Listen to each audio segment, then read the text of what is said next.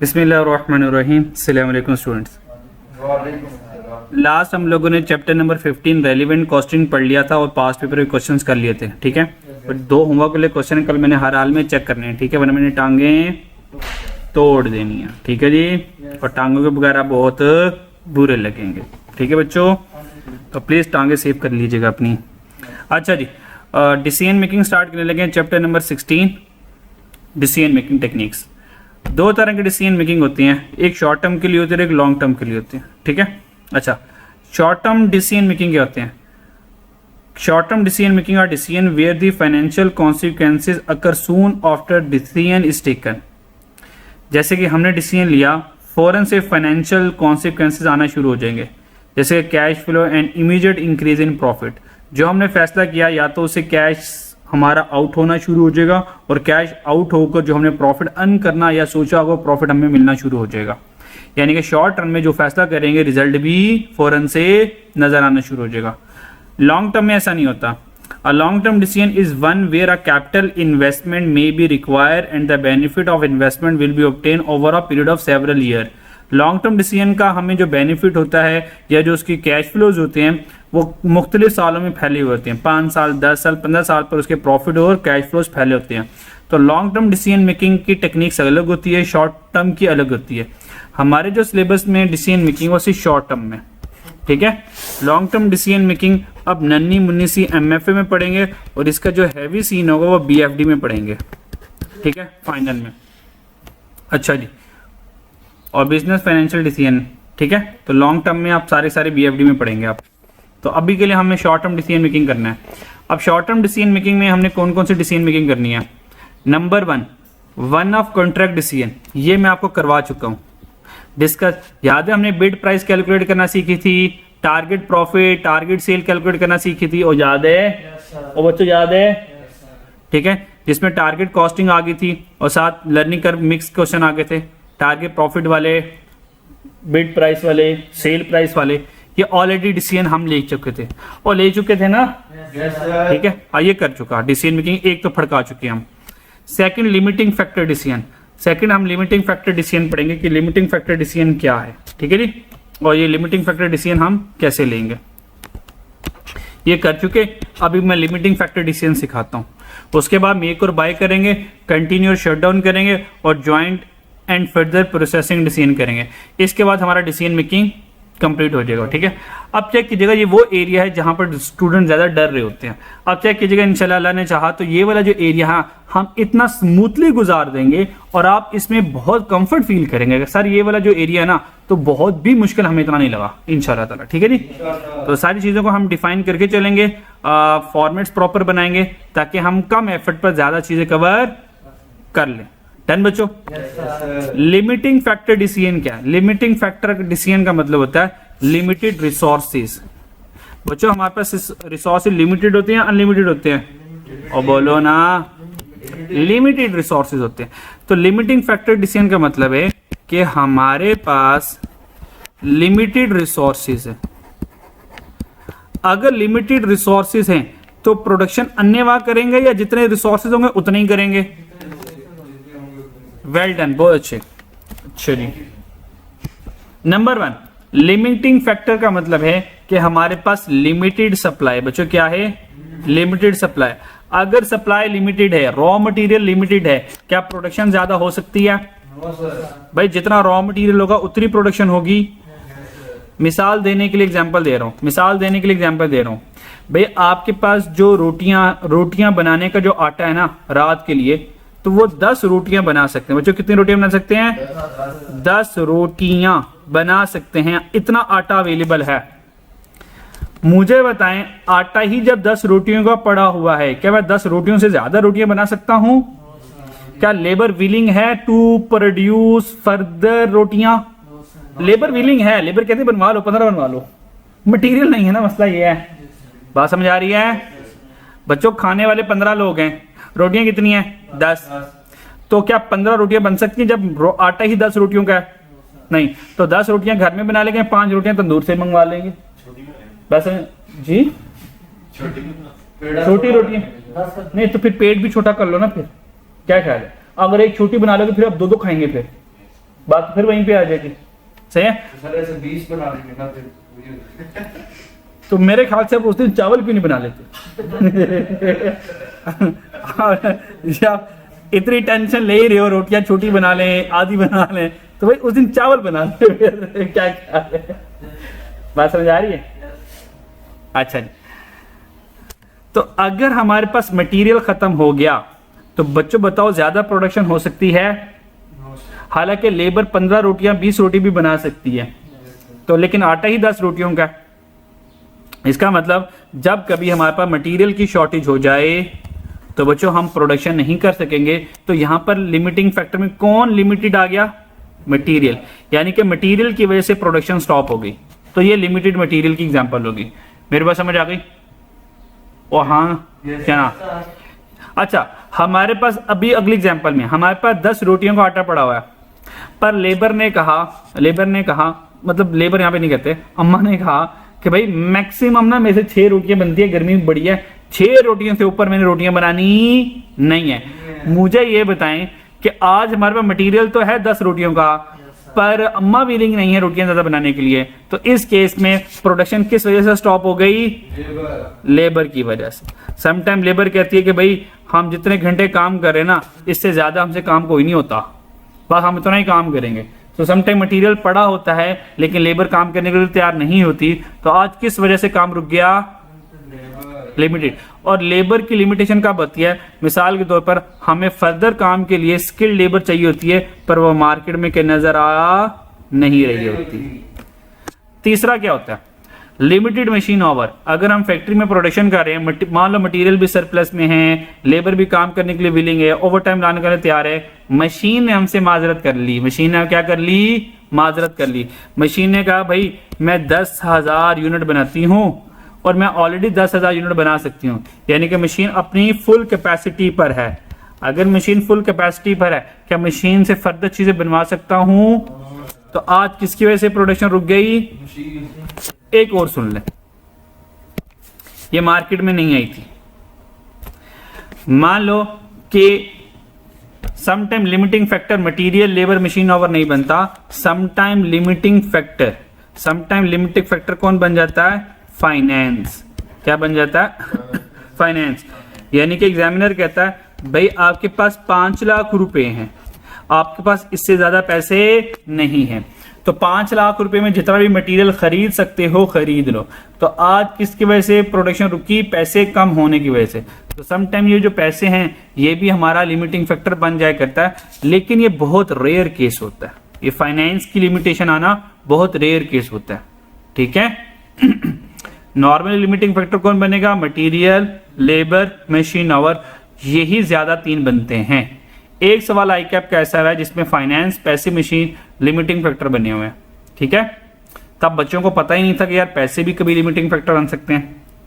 यहां तो कोई प्रॉब्लम है तो मुझे जल्दी से बता दो जी। आपको एक प्रॉब्लम है? आपको प्रॉब्लम है? पहले तो यही कर रहे थे जी,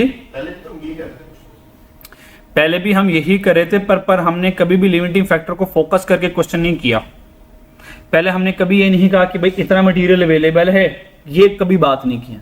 हम ये पढ़ते थे कि अच्छा पेन डी जिंक बनाना है, पीछे वाले सवाल में रिंग डी जिंक बनाना है, 3500 यूनिट डी जिंक के बनाने हैं, और 1 यूनिट जो है वो मान लो 1.5 ग्राम मटेरियल लगेगा। पहले हम ये पढ़ते थे कि इसको बनाने में इतनी मटेरियल रिक्वायर्ड है। आज तक कभी हमने नहीं पढ़ा, ना मैंने पढ़ाया कि भाई हमारे पास इतना मटेरियल अवेलेबल है, अब बताओ इतना मटेरियल अवेलेबल है तो बताओ कितनी चीजें बनेंगी। ऐसा कभी नहीं कहा। तो नहीं पढ़ा, स्किल्ड नहीं थी, जो अनस्किल्ड एरिया मिल गई ना, मिल गई। पर इस वाले केस में, लेबर केस में लेबर मिलनी नहीं है, मसला ये है मिलेगी नहीं। पिछले केस में क्या था भाई, कुछ स्टॉक अवेलेबल था, बाकी मार्केट से खरीद लेते थे। मसला ये मार्केट से मटेरियल ही नहीं मिलना, ये लिमिटिंग फैक्टर रिसोर्सेज का लग गया ना। मटेरियल शॉर्टेज हो गया, लेबर की शॉर्टेज आ गई, मशीन की शॉर्टेज आ गई, पैसों की शॉर्टेज आ गई। इन चारों की वजह से लिमिटिंग फैक्टर का डिसीजन लेंगे। तो ओवरऑल कहानी क्या बनी कि अब ये जो लिमिटिंग फैक्टर है, limited material, limited labour, limited machine our, limited पैसों की मौजूदगी में मैंने ये फैसला करना है कि मैं कितनी चीजें बनाऊंगा। क्या ये मुश्किल फैसला है? ये मेरी बात समझ लगती है? लिमिटिंग फैक्टर में बताएं क्या डिसीजन लेंगे? लिमिटेड रिसोर्सेज की मौजूदगी में कितने यूनिट बना पाएंगे, ये फैसला करना लिमिटिंग फैक्टर डिसीजन में। बताओ क्या फैसला करना है?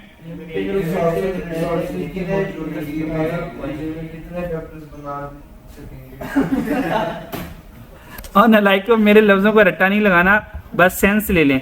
वही सेंस की पता चल गई जो मैं कहना चाह रहा हूँ। बाकी अब अपनी जबान में इसका तर्जमा कर लीजिएगा। डन। अच्छा जी, हाईलाइटेड पॉइंट पढ़ते हैं। No problem will arise if company make only one product. भाई अगर कंपनी एक प्रोडक्ट बना रही है ना तो कोई टेंशन नहीं है, कोई टेंशन नहीं है। और बात समझ आ रही है? अगर हम एक प्रोडक्ट बना रहे हैं सर कोई टेंशन नहीं है। मेरी बात समझ आ रही है? मिसाल के तौर पर हमारा किसका कारोबार है? बोलो, हमारा किसका कारोबार है? हमारा फर्नीचर का कारोबार है बच्चों। हमारा किसका कारोबार है? फर्नीचर का। अब पढ़ते नहीं है, शरारतें करते हैं बच्चों। हमारा किसका कारोबार है? फर्नीचर का। सर फर्नीचर में हम लकड़ी की क्या बनाते हैं? चेयर्स बनाते हैं। और सर लकड़ी क्या बनाते हैं? टेबल बना। सर लकड़ी क्या बनाते हैं? कबर्ड भी बनाते हैं, अलमारी भी बनाते हैं। बच्चों क्या बनाते हैं? अलमारी। और नहीं कबर्ड कर लेते हैं ना, थोड़ी सी इंग्लिश मैन बन जाओ। ठीक है, कप नहीं होता हो, कबर्ड होती है। कप कप जी जी बिल्कुल, कोई मसला नहीं यार। कप के अंदर बोर्ड आ गया, ठीक है। और भाई हम कबर्ड भी बनाते हैं। अच्छा जी बच्चों, तो बच्चों हमारा फर्नीचर का बिजनेस है। मान लो कि हमारे पास एज अ रॉ मटेरियल क्या होगा मेरे पास? बोलो बच्चों। और रॉ मटेरियल क्या होगा? और लकड़ी होगी ना। अब मुझे बताएं, अब इस लकड़ी ने चेयर पर भी इस्तेमाल होना है, कबर्ड में भी इस्तेमाल होना है और टेबल पर भी इस्तेमाल होना है। भाई बात समझ आ रही है? मान लो कि लकड़ी मेरे पास लिमिटिंग फैक्टर है। अब मुझे बताओ मैं उस लकड़ी को चेयर पे इस्तेमाल करूं, कबर्ड पे इस्तेमाल करूं, टेबल पर इस्तेमाल करूं, ये फैसला है। भाई लकड़ी कितनी है? लिमिटेड है। ये जितनी क्वांटिटी, मान लो मेरे पास 100 kg लकड़ी पड़ी हुई है, उस 100 kg में ना चेयर भी बना लूं, कबर्ड भी बना लूं, पॉसिबल नहीं है। यानी कोई सी दो चीजें बन सकती हैं, तीसरी चीज अधूरी बनेगी। अब किस चीज को कंप्लीट करूं? क्या मैं चेयर को पहले बनाऊं? क्या मैं चेयर को पहले बनाऊं, कबर्ड को बाद में बनाऊं, टेबल को तीसरे नंबर पे बनाऊं, या टेबल को पहले बनाऊं, कबर्ड को बाद में, चेयर को सबसे एंड में? मैं क्या करूं? सर यही तो डिसीजन लेंगे लिमिटिंग फैक्टर के आने की वजह से। मेरी बात समझ आई? और अगर मैं बना ही एक चीज रहा हूं, मान लो लकड़ी मेरे पास है और मैंने बनानी ही चेयर है, तो अब कोई फैसला है मैं क्या बनाऊं? भाई जो चेयर है वही बना। तो सिंगल प्रोडक्ट में कोई टेंशन नहीं है। टेंशन कब होगी? जब मल्टीपल। और हमारे एग्जाम में सवाल सिंगल प्रोडक्ट आएगा या मल्टीपल प्रोडक्ट का आएगा? सर सिंगल प्रोडक्ट का सवाल ही नहीं आता। बस समझ आ रही है? सवाल ही मल्टीपल प्रोडक्ट से आएगा। बच्चों समझ आ रही है? अच्छा जी, तो प्रॉब्लम क्या है मैंने आपको बता दी। How many unit of each different product should be produce और sold by using limited resources in order to maximise profit. Optimal production mix इसको कहते हैं। मैं पहले चेयर बनाऊं, कबर्ड बनाऊं, टेबल बनाऊं, किसको पहले बनाऊं? ये किसको पहले बनाऊंगा? ये डिसीजन किस बेसिस पर लूंगा बच्चों? हेलो बच्चों।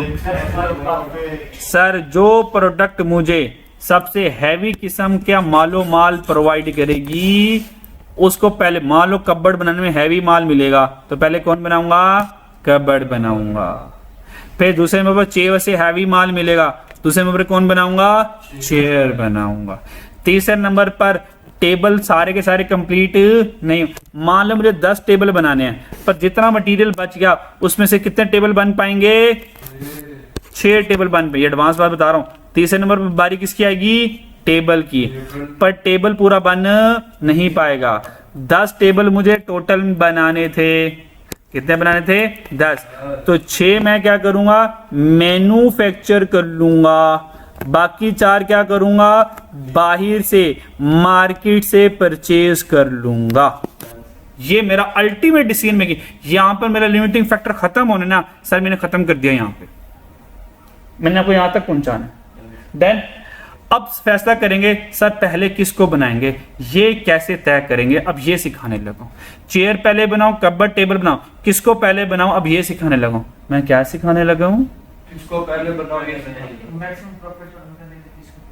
हाँ देखा सेंस आना शुरू हो गया आप लोग। अब मेरे नक्शे कदम पे चलना शुरू और बोलो हो गया, यानी कि मुझे समझना शुरू हो गए हैं।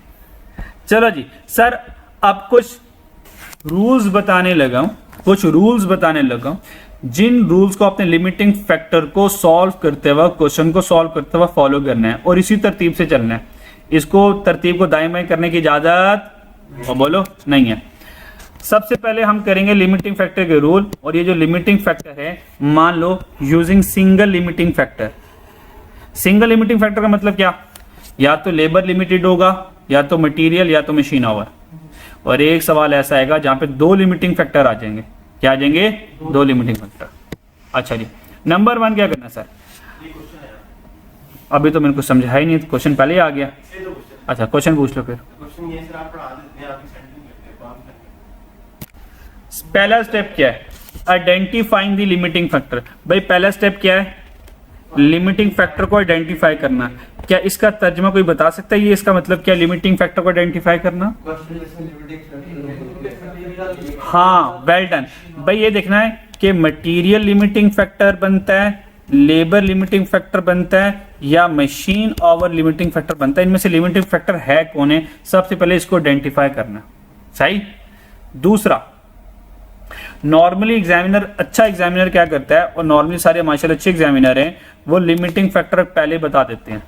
वो कहते हैं, लफ्ज उनके ये होते हैं, मैक्सिमम मटेरियल इतना अवेलेबल है काम करने के लिए। ये इंडिकेशन है कि मटेरियल लिमिटिंग फैक्टर है।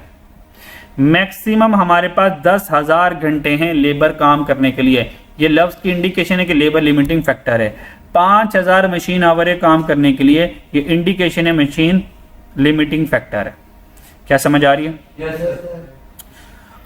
दूसरी बात, ये भी आइडेंटिफाई करना है क्या हमारे सवाल में क्या एक से ज्यादा तो नहीं लिमिटिंग फैक्टर आगे।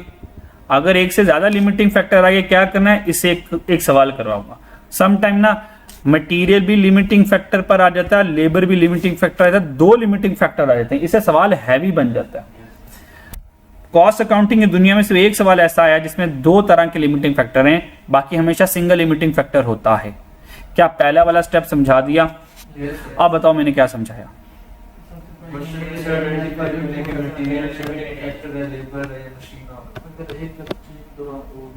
ठीक है जी, सेकंड स्टेप पर आ जाए।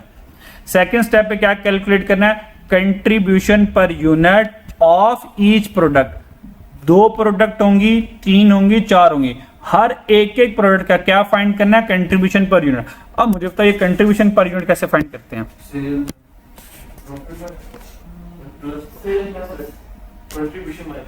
कंट्रीब्यूशन पर यूनिट, कंट्रीब्यूशन का फॉर्मूला क्या होता है?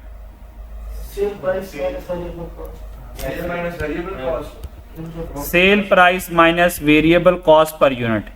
पर यूनिट पे चाहिए तो सेल प्राइस भी पर यूनिट पर है, वेरिएबल कॉस्ट भी पर यूनिट है, तो सेल प्राइस पर यूनिट में से variable cost per unit minus करूंगा तो कंट्रीब्यूशन पर यूनिट आ जाएगा हर एक प्रोडक्ट का। Why contribution, why not profit? बता सकते हो प्रॉफिट क्यों नहीं लिया, कंट्रीब्यूशन क्यों लिया? हाँ, क्योंकि प्रॉफिट की कैलकुलेशन तक ज्यादातर फिक्स कॉस्ट आ जाती है, जबकि डिसीजन मेकिंग में फिक्स कॉस्ट को कोई काम नहीं होता, तो डिसीजन मेकिंग में हमेशा हम प्रॉफिट कभी नहीं लेंगे, कंट्रीब्यूशन लेंगे तो लेंगे। ठीक है जी। अच्छा जी, तो सेकंड कैलकुलेशन क्या करनी है, कंट्रीब्यूशन पर यूनिट फाइंड करना है हर एक प्रोडक्ट का। तीसरा स्टेप आ गया। तीसरा स्टेप में क्या करना है, कैलकुलेट कंट्रीब्यूशन पर limiting factor of each product. पहले हर एक प्रोडक्ट का क्या फाइंड किया, कंट्रीब्यूशन। अब हर एक प्रोडक्ट का क्या फाइंड करेंगे, कंट्रीब्यूशन फाइंड करेंगे। किसके अकॉर्डिंग? लिमिटिंग फैक्टर के अकॉर्डिंग। अगर मटेरियल लिमिटिंग फैक्टर है तो मटेरियल के अकॉर्डिंग देखेंगे किसका कंट्रीब्यूशन ज्यादा आ रहा है, लेबर लिमिटिंग फैक्टर है तो लेबर के अकॉर्डिंग देखेंगे कौन ज्यादा कंट्रीब्यूशन कमा कर दे रहा है। क्या मेरी बात समझ आ रही है और आ रही कि नहीं आ रही? सर मटेरियल है हमारे पास। बाकी कैसे होगा इंशाल्लाह भी एग्जांपल से समझाऊंगा। बस अभी जैसे जैसे मैं कह रहा हूँ वैसे वैसे समझते रहो हल्का फुल्का सा। बाकी रियलिस्टिक अंडरस्टैंडिंग तब आएगी जब मैं आपको सामने एग्जांपल करवाऊंगा। फर्स्ट स्टेप में ये है आपने कंट्रीब्यूशन पर लिमिटिंग फैक्टर की बेस के ऊपर डिसीजन करना है, रैंकिंग करनी है कि कौन ज्यादा कंट्रीब्यूशन कमा के दे रहा है। जो ज्यादा कंट्रीब्यूशन कमा कर देगा हाईएस्ट टू लोवेस्ट चलना है, ज्यादा को नंबर 1, उससे कम नंबर 2, सबसे कम का नंबर 3। मेरी बात समझ आ रही है? और 5वें स्टेप पे क्या करना है, ऑप्टिमल प्रोडक्शन प्लान मिक्स।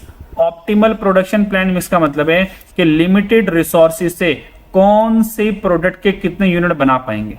ठीक है, ऑप्टिमल प्रोडक्शन प्लान मिक्स में हम क्या करेंगे, यूनिट्स प्रोड्यूस्ड कैलकुलेट करेंगे। ठीक है, तो यहां पे हमारा क्या हो जाएगा, लिमिटिंग फैक्टर खत्म हो जाएगा। ये 5 स्टेप जल्दी से रिवाइज कर ले, हमेशा 5 स्टेप हम क्या करेंगे, जल्दी से रिवाइज कर लो, फिर एग्जांपल करवाता हूं। याद हो गया? अब एक मरतबा मेरे साथ रिवाइज कर लो। सबसे पहले लिमिटिंग फैक्टर ढूंढेंगे, उसके बाद कंट्रीब्यूशन पर यूनिट, फिर कंट्रीब्यूशन पर लिमिटिंग फैक्टर, फिर रैंकिंग, फिर ऑप्टिमल प्रोडक्शन प्लान। दोबारा लिमिटिंग फैक्टर और बोलो limiting factor, contribution per unit, फिर कंट्रीब्यूशन पर limiting factor, ranking, optimal production plan. Last time limiting factor, contribution per unit, contribution पर limiting factor, ranking, optimal production plan. अब ये तरतीब याद रखनी है, हमेशा हम इसी तरतीब को फॉलो करेंगे, इससे आपकी जिंदगी क्या हो जाएगी, आसान हो जाएगी। सर पहला सवाल आपकी स्क्रीन पर, सही? अच्छा जी, इसका सलूशन अवेलेबल ही है, तो हम सलूशन को नया नहीं बनाते, यहीं से समझाने की मैं कोशिश करता हूँ, टाइम बचाते हैं अपना। बात समझ आ रही है बच्चों? क्वेश्चन नंबर 1 है, सर हम 3 प्रोडक्ट बना रहे हैं, product X, product Y, product Z बना रहे हैं। Monthly demand 35, 3, 4, sale price given है, variable cost per unit given है और लेबर आवर पर यूनिट गिवन है। मेरी बात समझ आती है? आगे बढ़ते हैं। Total labour hour available for the month 40,000 घंटे, total fix overhead 1 lakh. Requirement पढ़ेंगे क्या कह रहा है, ऑप्टिमम प्रोडक्शन मिक्स, कहता ऑप्टिमम प्रोडक्शन मिक्स बना ले। सही है? अच्छा जी, तो सबसे पहले ऑप्टिमम प्रोडक्शन मिक्स, ये हमारी लास्ट रिक्वायरमेंट है। Optimum production mix last requirement है, तो सबसे पहले क्या फाइंड करूंगा, लिमिटिंग फैक्टर, फिर कंट्रीब्यूशन पर यूनिट, फिर पर लिमिटिंग फैक्टर, फिर रैंकिंग, फिर लास्ट में ऑप्टिमम प्रोडक्शन मिक्स आएगा। और बच्चों समझ आ रही है? अब बताओ सबसे पहले ये क्वेश्चन मेरा यहां से यहां तक है, ढूंढ के बता सकते हो पहला स्टेप में लिमिटिंग फैक्टर कौन है? और बोलो लिमिटिंग फैक्टर कौन है? लेबर आवर लिमिटिंग फैक्टर है। ये पहला स्टेप हो गया, हो गया। दूसरा स्टेप क्या था, कंट्रीब्यूशन पर यूनिट फाइंड करें। सर टेबल पे रहें, सेल में से अगर ये वेरिएबल कॉस्ट माइनस कर दूं तो यहां से कंट्रीब्यूशन आ नहीं जाएगा, मेरे पास आ जाएगा। तो सब सेकंड स्टेप करूंगा कंट्रीब्यूशन पर यूनिट, तो सेल लिख ली तीनों की 50, 60, 40, 50, 60, 40, फिर वेरिएबल कॉस्ट 20, 36, 25, ये 20, 36, 25 आ गई। एक्स की कंट्रीब्यूशन 30 आ गया पर यूनिट, वाई का 24 और जी का 15 आ गया। यहां तक देखो समझ लगती है? कोई टेंशन? ये कंट्रीब्यूशन क्या आया, पर यूनिट। अब इससे नेक्स्ट स्टेप, तीसरा स्टेप क्या था, कंट्रीब्यूशन पर, हाँ कंट्रीब्यूशन द्वारा वो लफ्ज बोलो, हाँ फिर मुझे चाहिए कंट्रीब्यूशन पर लिमिटिंग फैक्टर। भाई लिमिटिंग फैक्टर कौन है, लेबर आवर। अब labour hour as a limiting factor, इसको यूज करके देखूंगा कि मैं कितना कंट्रीब्यूशन कमा रहा हूं, कितना कंट्रीब्यूशन कमा रहा हूं। कंट्रीब्यूशन का मतलब पैसे, डिवाइडेड बाय किससे करूंगा, लिमिटिंग फैक्टर से। और लिमिटिंग फैक्टर कौन है, लेबर आवर। अब चेक करो लेबर ऑफ पर यूनिट कितने हैं, 4, 6, 3। तो जो भी कंट्रीब्यूशन आया उसको डिवाइड, पर का मतलब क्या होता है, कंट्रीब्यूशन को डिवाइड कर दो किससे, लिमिटिंग फैक्टर। और लिमिटिंग फैक्टर मेरे पास कौन है, लेबर आवर। तो फॉर्मूला क्या बन गया, अपने कंट्रीब्यूशन को डिवाइड कर दो लेबर आवर से। तो बताएं 30, अच्छा लेबर आवर कितने, 4 6 3, ये लिखा हुआ है 4 6 3। फिर आ जाएगा कंट्रीब्यूशन पर लिमिटिंग फैक्टर, कैसे आएगा भाई, कंट्रीब्यूशन को डिवाइड कर दो लिमिटिंग फैक्टर से। 30 डिवाइड बाय 4 करो, आंसर आएगा 7.5। 24 डिवाइडेड बाय 6, आंसर आएगा 4। 15 डिवाइड बाय 3, आंसर आएगा 5। अब बताएं इनमें से कौन जीता, इन तीनों में से हु इज ग्रेटर वन, 7.5। तो पहला नंबर 7.5 का आया, दूसरा नंबर 5 का आया, तीसरे नंबर पर y का। इसका मतलब सबसे पहले किसको बनाऊंगा, x को, दूसरे नंबर पर z को। जो मटेरियल बच जाएगा वो फिर किस पे लगाऊंगा, y पर। मुझे बताएं यहां तो कोई रॉकेट साइंस हो, कोई मुश्किल बात की हो मैंने, एनी मुश्किल बात या मैनी मुश्किल बात, नो मुश्किल बात। अच्छा अब आ गया optimum production mix. Optimum production mix कैसे कैलकुलेट करना है, अब वो कैलकुलेट करते हैं, ठीक है जी। ये आप कैलकुलेशन देख रहे हो, इस कैलकुलेशन को मैं हिडन करवा दूंगा ताकि आपको कम से कम काम करना पड़े। अच्छा जी, इसको मैं स्किप कर रहा हूं। स्किप करने के बाद ये मैंने क्या लिखा है फिर आपको बताऊंगा। अब आ गया मेरे पास ऑप्टिमम प्रोडक्शन प्लान। अच्छा ऐसे समझ आ रहा है कि खुद से कर लें सॉल्व, आ रहा है, कोई टेंशन तो नहीं हो रही ना। अगर नन्ही मुन्नी से भी टेंशन होगी तो हम इसे उड़ा देंगे इसको। अच्छा क्या कह रहे हैं, नहीं जैसे आप कहोगे हम कर लेते हैं, अपना कर लेते हैं, मुझे तो इशू नहीं है, क्योंकि ये बहुत बेसिक एग्जाम्पल है ना, तो जो मुश्किल एग्जाम्पल है वो मेरे से करवा लीजिएगा आप, ठीक है। अच्छा जी, अब optimum production plan. Optimum production plan के बारे में मैंने क्या कहा था, ये क्या होता है, यूनिट प्रोड्यूस के किस प्रोडक्ट के कितने यूनिट बनाएंगे।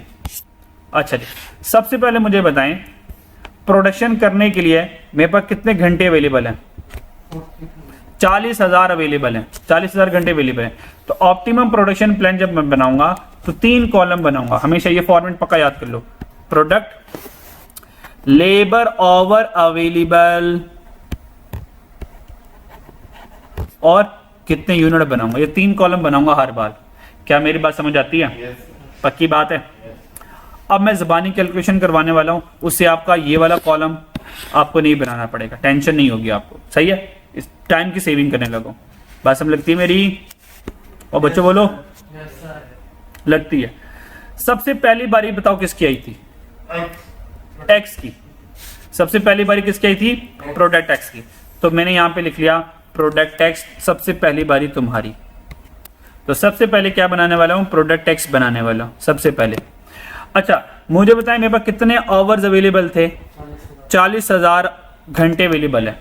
अब मुझे ये देखना है कि मुझे एक्स कितने बनाने हैं और वो कितनी घंटों में बनेंगे। आए जरा सवाल पे चलते हैं, ये बात हम डायरेक्टली सवाल से देखेंगे। मुझे एक्स कितने बनाने हैं, दोबारा बोलो, मुझे एक्स कितने बनाने हैं, 3500। और 1 यूनिट पर कितनी देर लगती है, 4 घंटे। तो मुझे बताएं अगर मैं एक्स के 3500 यूनिट बनाता हूं तो कितने घंटे लगेंगे, 14,000। इसका मतलब 14,000 आवर लगेंगे एक्स के 3500 यूनिट बनाने में। ये वाली बात मेरी समझ आई, या तो ये वाली बात नहीं जाकर समझ आएगी, क्योंकि ये सोते सोते समझ नहीं आएगी, ठीक है जी। बात समझ आई, हमने 14,000 आवर की कैलकुलेशन कैसे की। अच्छा इसी तरह आगे कर लेते हैं। जब मैं y बनाऊंगा, अच्छा पहले x बनाना था, उसके बाद किसकी बारी आई थी, सेकंड नंबर पर देखो z था, उसके बाद z बनाना है। भाई z के 4,000 यूनिट बनाने हैं और 1 यूनिट कितनी देर में बनेगा, बोलो 3 घंटों में। तो 4 × 3 12,000 घंटों में z बनेगा। बस फर्स्ट और 2 को देख लो, बाकी y को नहीं करना आपने, क्योंकि y पूरा बनना नहीं, मुझे बताइए। अब ये जो कैलकुलेशन हमने क्वेश्चन के फेस पे की, अब यही कैलकुलेशन चेक करें मैंने यहां पे की हुई है। ये देखें x मंथली यूनिट कितने बनाने, 3500। 1 यूनिट 4 घंटे में बनेगा, तो टोटल लेबर आवर रिक्वायर्ड, इसको इसे मल्टीप्लाई किया 14,000, z बनेगा 12,000 और y बनेगा 18,000। पहले x को बनाना है, फिर z को बनाना है, फिर y। तो ये देखो एक्स्ट्रा कैलकुलेशन हमारी बच गई। ये आप क्वेश्चन में ही कर सकते हो। अब चलते हैं क्वेश्चन में। मुझे बताएं एक्स से कितने यूनिट बनने थे 3500, और 3500 यूनिट कितनी देर में बनने हैं 14000 घंटों में। भाई 40000 अवेलेबल हैं, उसमें 14000 माइनस करेंगे तो बैलेंस कितना रह जाएगा 26000। मेरी बात समझ लगती है। अब आ जाए दूसरे नंबर पर किसने बनना है जी ने, और जी को बनाने में कितनी देर लगेगी 12000। अब चेक करते हैं पीछे कितने घंटे अवेलेबल है।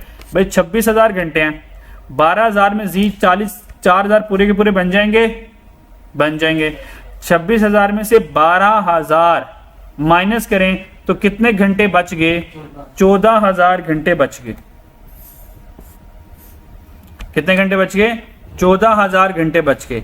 ये जो 14000 घंटे बच गए, अब देखना y को बनाने के लिए कितनी घंटे चाहिए थे 3000 मल्टीप्लाई 6, y बनता है 18000 घंटों में, पर मेरे पास तो 14000 घंटे रह गए। तो कह सकता हूं y के 3000 तो नहीं बन सकते, लेकिन 14000 में जितने बन सकते उतने तो बनाऊंगा। अब वो कितने बनेंगे उसकी कैलकुलेशन हमेशा डिवीजन से आएगी। 14000 घंटे अवेलेबल हैं और एक यूनिट 6 घंटों में बनता है, तो 14000 डिवाइड बाय 6 आवर पर यूनिट 2333 यूनिट बना पाऊंगा। और यहाँ पे 14000 माइनस किया और सारे के सारे लेबर आवर मैंने यूटिलाइज कर लिए, तो x 3500 बना पाया, z 4000 बना पाया और y 2333 बना पाया। यहाँ पर हमारे क्वेश्चन की ये वाली रिक्वायरमेंट नंबर 1 ये कंप्लीट हो गई। अब इसमें बताएं कोई परेशानी है तो मुझे बता दें। इसमें मुझे बताएं कोई परेशानी है। नहीं बनेगा। हाँ, वो जो नहीं बने तो अगला एडवांस सवाल ये है, जितने कम बने वो बाहर से खरीदेंगे, वो बाहर से खरीदे आउटसोर्स करेंगे उसको। वो एडवांस कॉन्सेप्ट ये है कि जितने नहीं बने, यानी कि वाई कितने बनाए 3000 और हमने कितने बनाए 2333, तो जितने शॉर्टेज बने वाई के ये बाहर से आउटसोर्स कर लेंगे, बाहर से मार्केट से खरीद लेंगे। ये बनाएंगे नहीं ना, क्योंकि मेरे पास मटीरियल खत्म हो गया, बने बनाए ले लेंगे। सही है। जैसे वो मैंने अम्मा वाली रोटी की बात की, जितनी रोटियां बनती है बना लो, बाकी तंदूर से ले लेंगे। अच्छा, ये थी मेरी रिक्वायरमेंट नंबर 1। अब है रिक्वायरमेंट नंबर 2। भाई जरा लगे हाथ प्रॉफिट भी तो कैलकुलेट कर दो। तो प्रॉफिट की कैलकुलेशन कैसे होगी? और बोलो बच्चों, कंट्रीब्यूशन पर यूनिट कैलकुलेट किया हुआ है, multiply by number of unit, multiply by number of units. तो यहां से क्या आ जाएगा टोटल कंट्रीब्यूशन आ जाएगा। हाँ, समझ लगती है। यहां से आंसर क्या आएगा टोटल कंट्रीब्यूशन आएगा। उस टोटल कंट्रीब्यूशन में से फिक्स कॉस्ट माइनस करेंगे तो आंसर क्या आ जाएगा नेट प्रॉफिट। ये नेट प्रॉफिट यानी कि टोटल प्रॉफिट मेरे पास आ जाएगा, क्योंकि कॉस्ट अकाउंटिंग में टैक्स की कैलकुलेशन नहीं होती है पर हमारे वाले एरिया में नहीं है। यहां तो कोई टेंशन। अब प्रॉफिट भी कैलकुलेट कर लेते हैं लगे हाथ। और ये जो सवाल है ना, ये पहला सवाल, सर यही आपकी लिमिटिंग फैक्टर का फुल फ्लैश सवाल मैंने करवा दिया, बस यही है, इससे आगे का सवाल नहीं आएगा आपको। पास पेपर आएगा पर मैक्सिमम वो ये कैलकुलेशन करवाएगा जो कि मैंने पहले सवाल में करवा दिया आपको। ये एक्सट्रीम सवाल करवा दिया, ठीक है। टोटल प्रॉफिट कैलकुलेट करते हैं।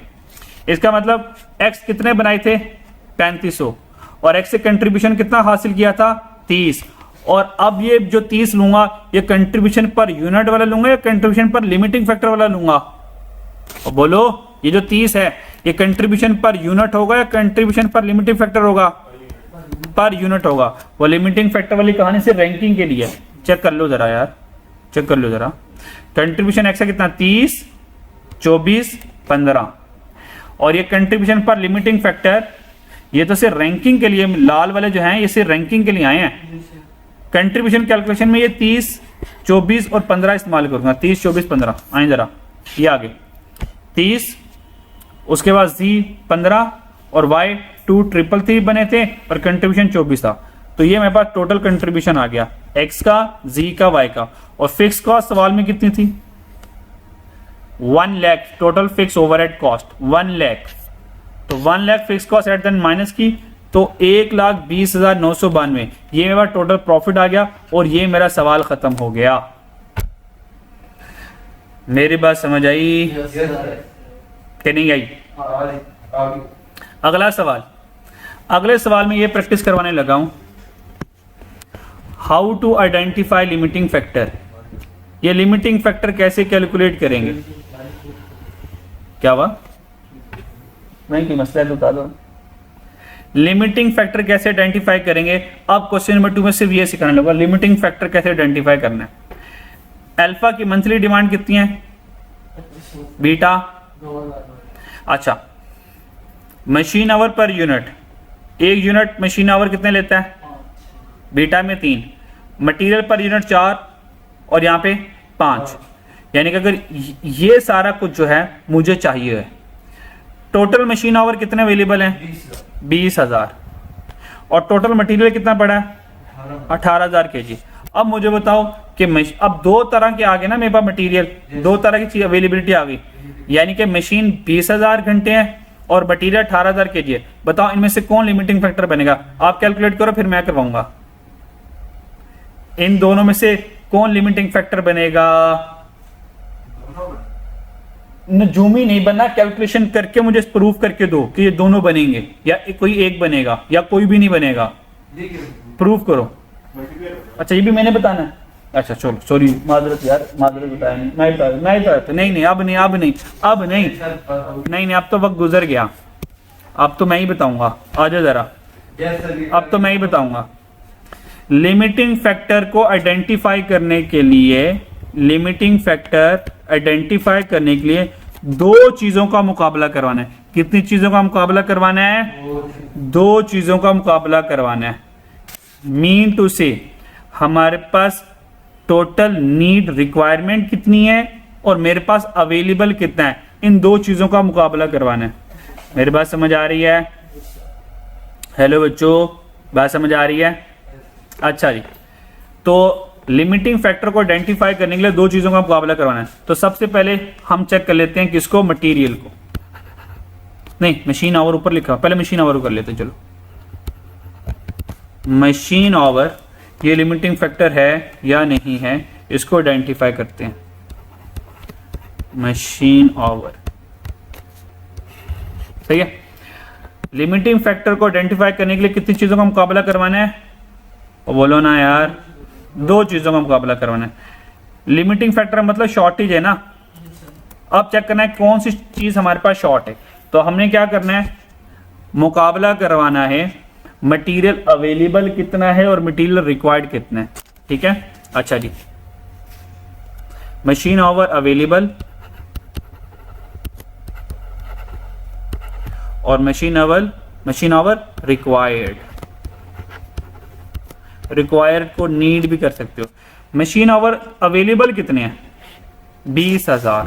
तो मशीन आवर अवेलेबल कितने हैं? 20,000 घंटे अवेलेबल है। मुझे 2500 अल्फा और 2000 बीटा बनाने के लिए कितने मशीन आवर की जरूरत है? अल्फा कैसे आएगा? 2500 मल्टीप्लाई बाय 5 क्या आ गया? 12,500 जमा 2 मल्टीप्लाई बाय 2 मल्टीप्लाई 3 6,000। दोनों को जमा किया तो इसका मतलब हमें जरूरत कितनी है? 18,500। देखो मुझे 18,500 की जरूरत है पर मेरे पास 20,000 अवेलेबल हैं। क्या कोई शॉर्टेज आई?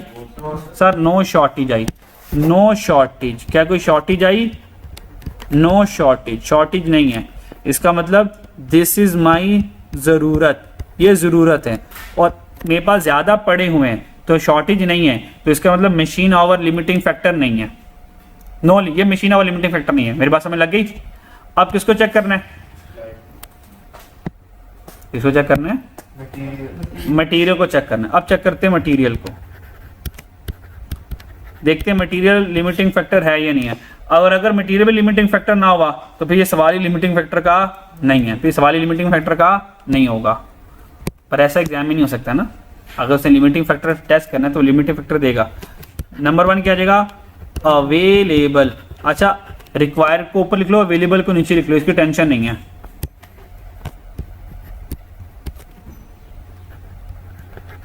मटेरियल अवेलेबल कितना? 18,000 kg। 18,000 kg। अब मटेरियल की जरूरत कितनी है? अल्फा जो बनाना है ना, मैंने बनाना है वो 2500 बनाने और एक अल्फा बनाने पे कितना मटेरियल लगता है? 4। तो 2500 मल्टीप्लाई बाय 4 आंसर कितना आएगा? 10,000 और बेटा 2 मल्टीप्लाई 5 10,000। इसका मतलब मुझे कितने मटेरियल की जरूरत है? मुझे 20,000 kg की जरूरत है, पर मेरे पास कितना पड़ा हुआ है? अवेलेबल कितना मेरे पास? कितना अवेलेबल है? 18,000।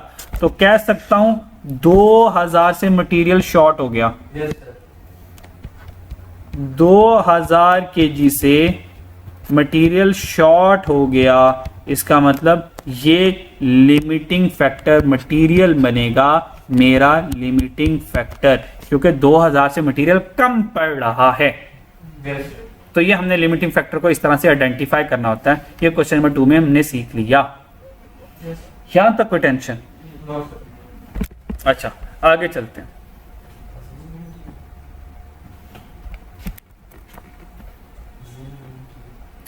ये सवाल अभी आप लोग फड़काएंगे मेरी नजरों के सामने सामने। क्वेश्चन नंबर 3 है, हम 3 प्रोडक्ट बना रहे हैं, जिंग मिंग चिंग, ये 3 प्रोडक्ट बना रहे हैं। मंथली डिमांड गिवन है, प्रॉफिट पर यूनिट गिवन है, फिक्स ओवरहेड गिवन है, labour hour per unit given है। Total labour hour is available for the month 24,000 घंटे। If customer order 500 unit of zinc has already been accepted, this quantity is included in the above market demand. चलो मैं ही करवाता हूँ, मिलजुल के कर लेते हैं। पहला सवाल मैंने कंप्रिहेंसिव करवा दिया, दूसरे सवाल में लिमिटिंग फैक्टर को आइडेंटिफाई करवाया, तीसरे सवाल में एक वैरायटी ऐड की है। वो वैरायटी क्या है? मुझे ये बताएं कि 3 प्रोडक्ट हैं, इन तीनों में से किसको पहले बनाऊं, ये कैसे फैसला करता हूं? कंट्रीब्यूशन पर लिमिटिंग फैक्टर, कंट्रीब्यूशन पर लिमिटिंग फैक्टर से मैं डिसाइड करता हूं। एग्जाम्पल दे रहा हूं, मान लो कंट्रीब्यूशन पर लिमिटिंग फैक्टर मैंने बनाया, पहले नंबर पर मिंग आ गया, दूसरे नंबर पर जिंग आ गया, तीसरे नंबर पर चिंग आ गया। पहले कौन बनाऊंगा? फिर जिंग, फिर चिंग बनाऊंगा। साथ ही हुआ ये, मैंने किसी थर्ड पार्टी से वादा कर लिया। क्या कर लिया? वादा कर लिया। वादे को इंग्लिश में क्या कहते हैं? प्रॉमिस कर लिया। कोई और बोलो ना, कमिटमेंट कर ली। कोई बोलो ना, एग्रीमेंट कर ली। कोई कॉन्ट्रैक्ट कर लिया, किसी को लारा लगा दिया। ठीक है, अच्छा जी। अब मुझे बताएं, कहता है a customer order of 500 unit of zinc has already been accepted. एक कस्टमर ने 500 जिंक बनाने का कहा और मैंने जज्बात में कहा ओके सर, आपको जिंक 500 मिल जाएंगे। मेरी बात समझ आ रही है?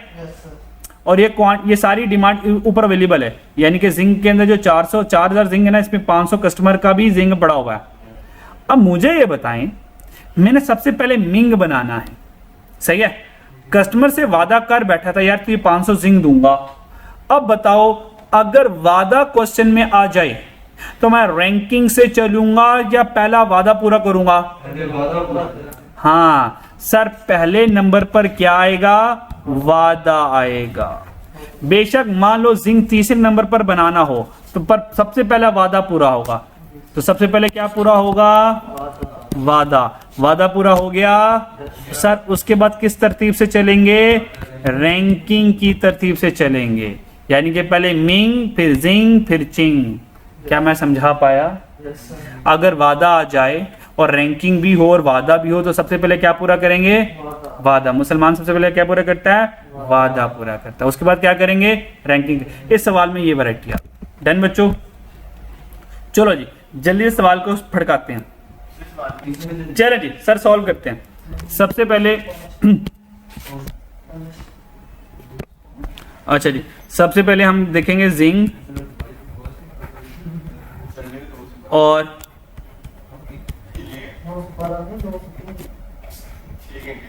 मिंग आ गया और फिर हमारा चिंग आ गया।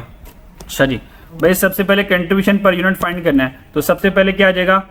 हेलो बच्चों, सबसे पहले क्या आ जाएगा? Sale price. मुझे जल्दी से बताओ सेल प्राइस क्या है? सेल प्राइस और पर यूनिट है जी। अच्छा जी, हमारे क्वेश्चन में बच्चों सेल प्राइस पर यूनिट गिवन है नहीं है, तो कोई मसला नहीं है, डोंट टेक टेंशन। तो हमें कहाँ तक पहुंचना है, कंट्रीब्यूशन पर यूनिट तक पहुंचना है। तो हम क्या करते हैं, दूसरे वाले फॉर्मूले से आते हैं। आपको पता है कंट्रीब्यूशन का दो फॉर्मूले होते हैं, कंट्रीब्यूशन के दो फॉर्मूले, number 1 sale price minus variable cost, एक ये फॉर्मूला होता है। और दूसरा मैंने कंट्रीब्यूशन का फॉर्मूला क्या बताया था, और बोलो ना, कंट्रीब्यूशन में से प्रॉफिट, प्रॉफिट में से माइनस कर दें क्या, और बोलो ऐड कर दें, प्रॉफिट में ऐड कर दें फिक्स कॉस्ट, तो भी कंट्रीब्यूशन आ जाता है। जिसको इस बात पे यकीन नहीं आ रहा, अब यकीन आ जाएगा। ये इक्वेशन कैसे डिराइव की, ये ऐसे डिराइव की है, contribution minus fix cost is equal to profit. अब यकीन आया बात पे? Yes sir. अब कंट्रीब्यूशन कैसे का, माइनस फिक्स कॉस्ट, प्रॉफिट में फिक्स कॉस्ट ऐड करें तो यहां से भी कंट्रीब्यूशन आ जाता है। डन। तो अगर मेरे पास सेल प्राइस गिवन ना हो तो डिसहार्ट नहीं होना, बाकी डाटा को देखकर आपने अंदाजा लगा लेना।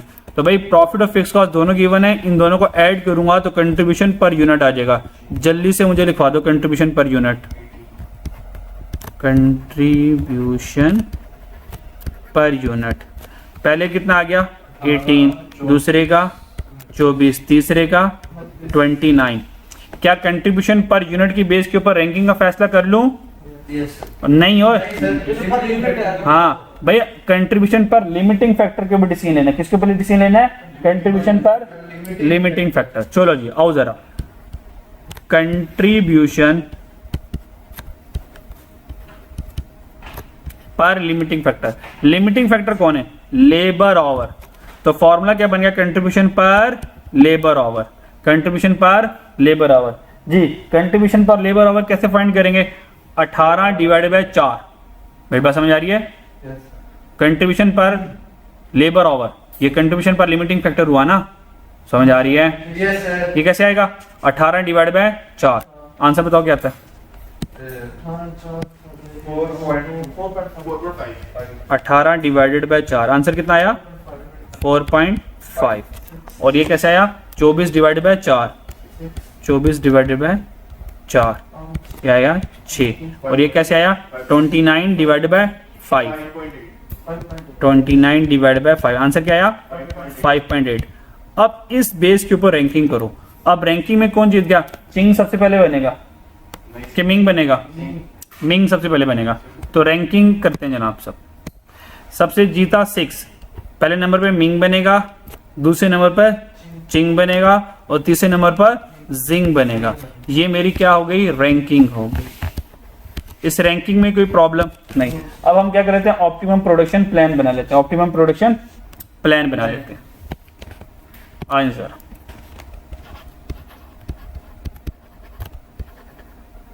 ऑप्टिमम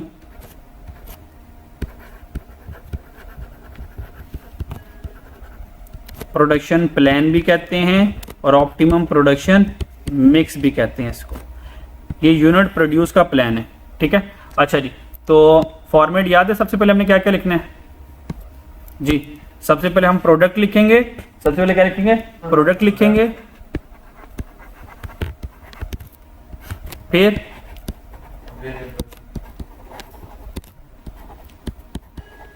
अवेलेबिलिटी लिखेंगे, फिर यूनिट प्रोड्यूस लिखेंगे। यहां तक कोई टेंशन? अच्छा, अब हमें पता है कि हमने 500 जिंक का ऑलरेडी वादा कर लिया है, तो सबसे पहले क्या बनाऊंगा, जिंक। तो उसके लिए मैं क्या लिखूंगा, वादा। क्या लिखूंगा बच्चों, वादा लिखूंगा, ठीक है। अच्छा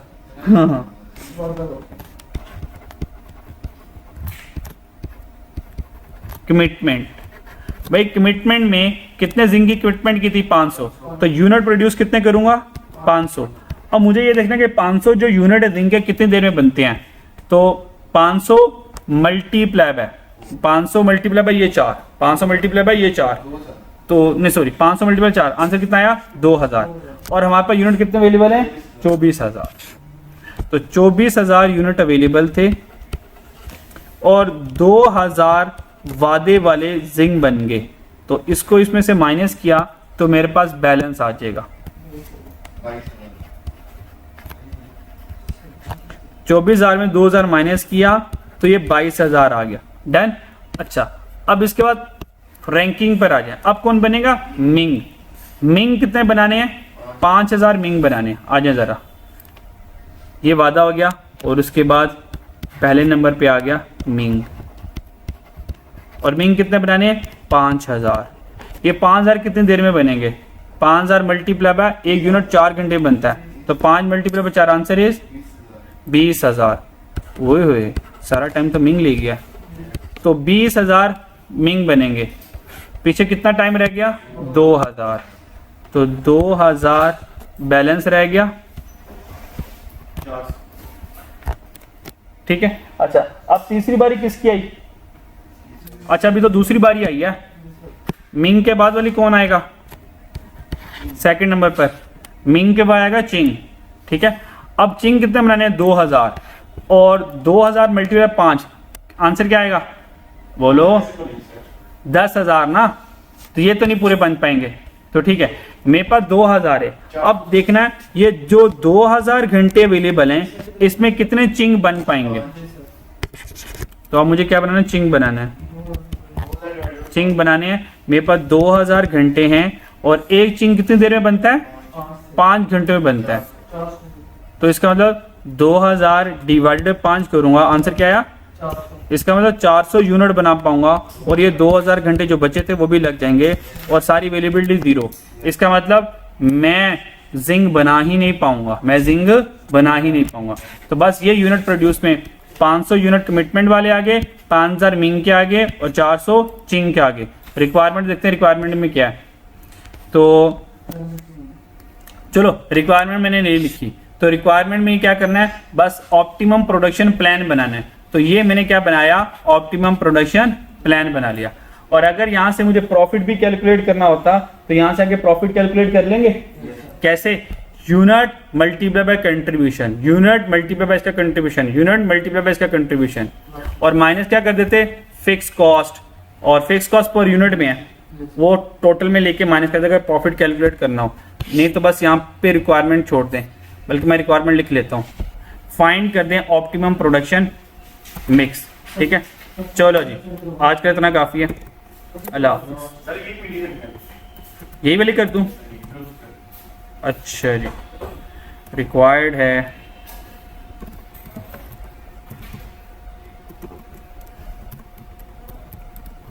कैलकुलेट ऑप्टिमम प्रोडक्शन मिक्स, ये कैलकुलेट करना है बस। ठीक है, और ये भी हमने कैलकुलेट कर लिया। डन बच्चों? ठीक है जी, आज के लिए इतना काफ़ी है। अब हमारा लिमिटिंग फैक्टर ख़त्म हो गया। बस ये लिमिटिंग फैक्टर था। बच्चों कोई मुश्किल था? वो बोलो, कोई मुश्किल था? बस कल इंशाल्लाह पास पेपर की प्रैक्टिस से कुछ क्वेश्चंस करवाऊंगा, फिर लिमिटिंग फैक्टर हमारा कल खत्म हो जाएगा इंशाल्लाह। फिर अगले डिसीजन मेकिंग में जाएंगे। अपना ख्याल रखिएगा और अगर समय लगी है तो कमेंट्स में मुझे बता दीजिएगा। ठीक है जी, अल्लाह हाफिज़।